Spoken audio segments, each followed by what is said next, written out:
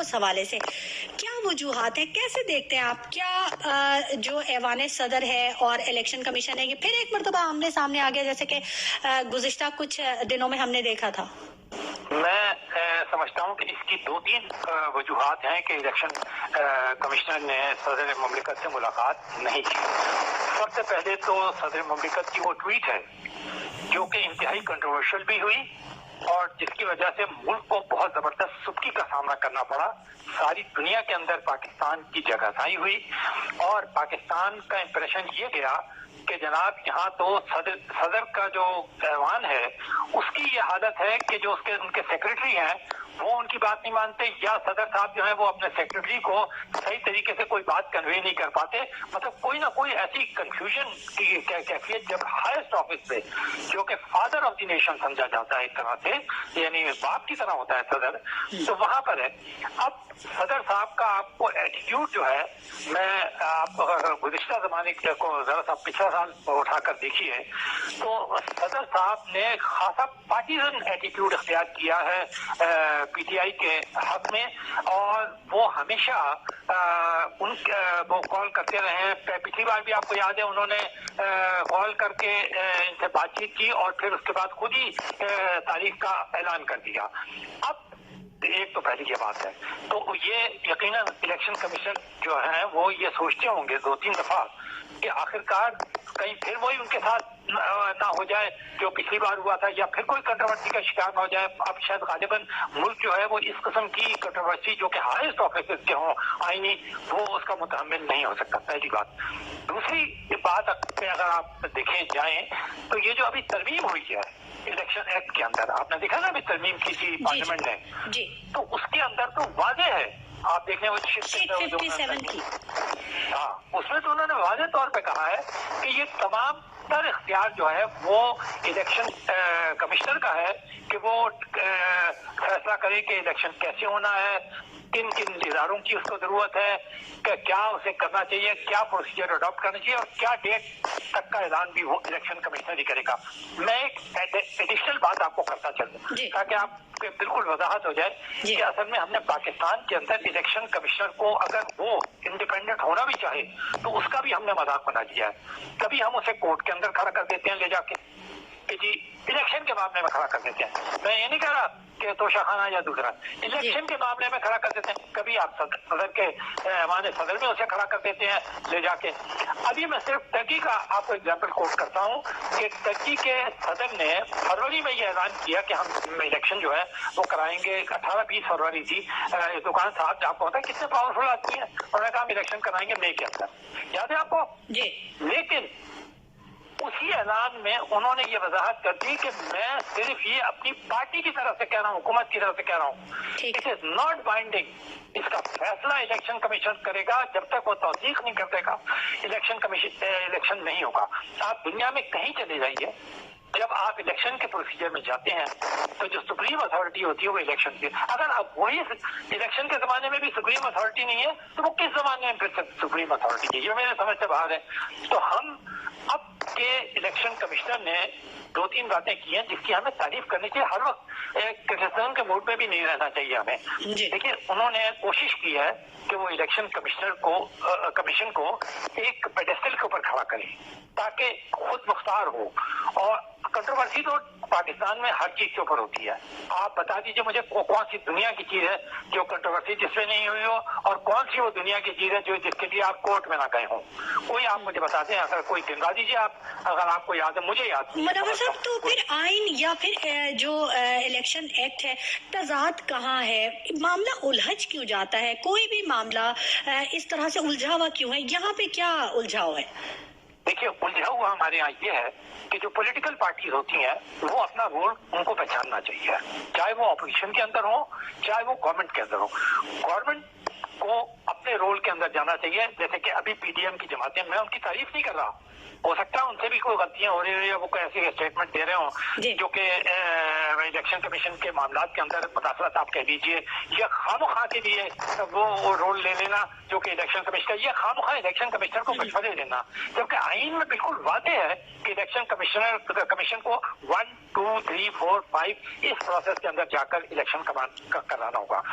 हमारे यहाँ अब आप देखिए, जो हमारी ऑपोजिशन की मेन जमात है, जो अपने आप को सबसे मकबूल है, सबसे बड़ी जमात भी कहती है, फिर उसने अपने साथ जो लफ्ज इस्तेमाल किया हुआ है, इंसाफ का लफ्ज भी इस्तेमाल किया हुआ है, तो वो तो इलेक्शन कमिश्नर को क्या क्या नहीं कहते रहे, क्या क्या लफ्ज इस्तेमाल नहीं करते रहे, उनके वजीर तक उनको जो जिस मुगल्लज़ात और जिन अल्फाज में और जिस तरह उनको कंट्रोवर्शियल बनाने की कोशिश की, इस तरह कोई दुनिया में इलेक्शन कमीशन को कंट्रोवर्शियल बनाता है? डोनाल्ड ट्रंप को आप देख लीजिए, वो तो बड़े ही मुतनाज़िया शख्स थे, लेकिन उन्होंने भी कभी इलेक्शन कमीशन को अमेरिका के मुतनाज़िया बनाने की कोशिश नहीं की, कोई भी बनाने की नहीं, क्योंकि आप हर इदारे को अगर कंट्रोवर्शियल बनाते हैं जो आपके फेवर के अंदर ना हो, किसी को तो आप अपना काम करने दें। ये जो आपने अभी सवाल किया था ना, क्या वजह है कि हम इसे जाम पड़ जाते हैं? वजह ये है कि जहां हमें छप जाना चाहिए, अपनी अना को खत्म करके एक पॉलिटिकल पार्टी का रोल अदा करना चाहिए, इलेक्शन कमीशन को इलेक्शन कमीशन का रोल अदा करना चाहिए, सदर साहब को सदर साहब का रोल अदा करना चाहिए, उन्हें किसी पार्टी के आदमी या उसका रोल अदा, इसी तरह मैं ये कहूंगा वजीर आजम को भी नहीं करना चाहिए, वजीर आजम को भी कोई डिक्टेशन नहीं देना चाहिए। अब देखिए ना, पिछली अगर आप मान लीजिए 2-3 देख लीजिए, पीपल्स पार्टी के वजीर आजम गए थे ना, वो थे 2013 में, उन्होंने कभी ये नहीं कहा कि इलेक्शन कमीशन क्या डेट हो और क्या डेट को इलेक्शन कराएं। उसके बाद नून लीग के खाकाना पाजी साहब गए, उन्होंने कभी नहीं कहा कि इलेक्शन कमिश्नर कैसा है और कैसा नहीं है, और हालांकि उन्हें बहुत सारे, लेकिन उन्होंने कुछ नहीं कहा, और जो डेट भी इलेक्शन कमिश्नर ने ऐलान कर दी उसके ऊपर उन्होंने इलेक्शन किया, चाहे उसके बाद में वो कहते रहे कि क्या नहीं हुआ। इन्होंने तो एक दिन कभी नहीं माना कि पीटीआई ने कि इलेक्शन कमिश्नर को कोई इख्तियार है इलेक्शन कमीशन का। वो तो कहते हैं इलेक्शन कमीशन वो उस तरह कराएं जिस तरह हम कहते हैं, या फिर आप सदर साहब ऐलान करते हैं, या फिर सुप्रीम कोर्ट ऐलान करते, चीफ जस्टिस साहब ऐलान करते हैं। आप 4-5 इदारों को एक साथ देकर मुसल्लत करना चाहते हैं इलेक्शन कमीशन के ऊपर, ये तो फिर इलेक्शन कमीशन नहीं रखे तो बेहतर है। आप ही बैठ जाया करें, आप ही फैसला कर लिया करें, आप ही मान लिया करें। हमारे यहाँ मकबूलियत इसे कहते हैं कि जनाब जो मैं कह दूं वो ठीक है। अच्छा, आइन कुछ भी होता रहे, आईनी इदारे कुछ भी करते रहे। ठीक है। अच्छा मुनव्वर मिर्जा साहब, आपने साबिक वजीर आजम की बात की और उनकी पार्टी की बात की, तो हम अगर यहाँ देखें कि साइफर और 9 मई के जो मुकदमात हैं, क्या साबिक वजीर आजम को कुछ रिलीफ मिलने जा रहा है या उनको रिहाई मिलने जा रही है? चीफ जस्टिस के जेस्चर को आप कैसे देखते हैं? देखिए, मैं तो हमेशा से ये सिर्फ यही नहीं, जब पनामा का केस भी आया था और उससे पहले भी जब जस्टिस चौधरी साहब भी फैसले दिए थे, वो एक रिकॉर्डिंग का केस था जिसके अंदर पाकिस्तान को $6 अरब का फाइन हुआ था। उस वक्त से मैं एक ही गुजारिश करता रहा हूँ, वो हमारे आला तरीन जज हैं, हम उनकी बेतहाशा इज्जत करते हैं, वो मौजूद जज साहिबान है, खुदारा पॉलिटिक्स के अंदर एंटर मत हो। पॉलिटिक्स मुंतखब नुमाइंदों का है, बुरे हैं भले हैं जैसे भी कुछ है, हमें इन्हीं के साथ चलना पड़ेगा, इन्हीं को हम मुंतखब करते हैं। आप देख रहे हैं, आप खुद कह रहे हैं कि हम गुज़िश्ता 30-40 साल से तकरीबन यही, और यही हाल आप अगर आप दुनिया के किसी मुल्क में भी चले जाइए, तकरीबन वही लोग बार बार इलेक्ट होके आते हैं।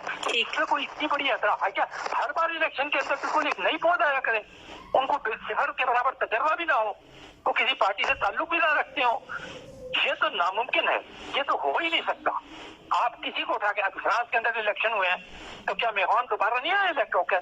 सारी उनकी पार्टी दोबारा इलेक्ट होकर नहीं आई, तो आप क्या जी क्यों इलेक्ट होकर आ रहे हैं? ये दूसरी बार हो गया।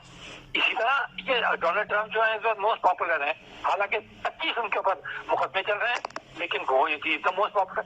तो हमें भी जरा तहम्मुल और बर्दाश्त का मुजाहरा करना चाहिए, पॉलिटिक्स के अंदर लचक का मुजाहरा करना चाहिए। और सबसे बढ़कर मैं आपको एक बात गुजारिश करता हूँ, लोगों का ख्याल करते हुए खुदा के वास्ते पॉलिटिकल पार्टीज को आपस में बातचीत करना चाहिए, और कोर्ट्स को, चाहे वो अदालत अदलिया हो चाहे वो सुप्रीम कोर्ट हो, उन्हें सियासतदानों को और सियासी मामलात को हर वक्त कोर्ट के अंदर खड़ा करके हाई प्रोफाइल केसेस बनाकर ये टिकर ये जो चलते रहते हैं, और हमारे मीडिया वालों को भी ये टिकर चलाने बंद कर देना चाहिए। ठीक है, तो मुनव्वर मिर्जा साहब, जो अमरीकी सफ़ीर डोनाल्ड ब्लूम ने मुलाकात की है चीफ इलेक्शन कमिश्नर से, और जो साबिक वजीर आजम को रिलीफ मिलने का जो एक सिनेरियो क्रिएट हो रहा है, कहीं कनेक्शन देख रहे हैं आप इसका कुछ?